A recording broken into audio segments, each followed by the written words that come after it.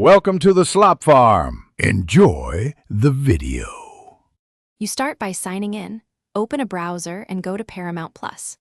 Once signed in, verify the account email and the payment method on file so you can cancel correctly.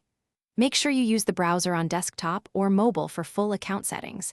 If you subscribed through Apple or Google, note that you must cancel through those store accounts instead. Pause and confirm your login works. This prevents delays later when you navigate to subscription controls. Once in your account, go to Account or Profile and select Subscription or Manage Subscription. This is where the cancellation controls live.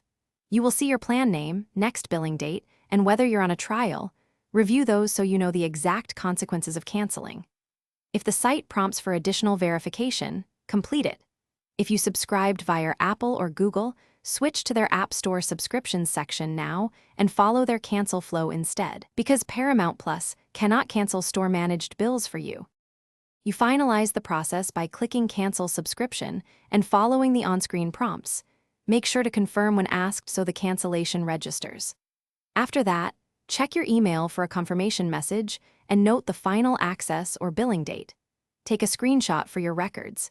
If you see an unexpected charge after cancellation, contact Paramount Plus support or the payment provider with the confirmation screenshot and billing details. Doing that quickly. Thanks for watching.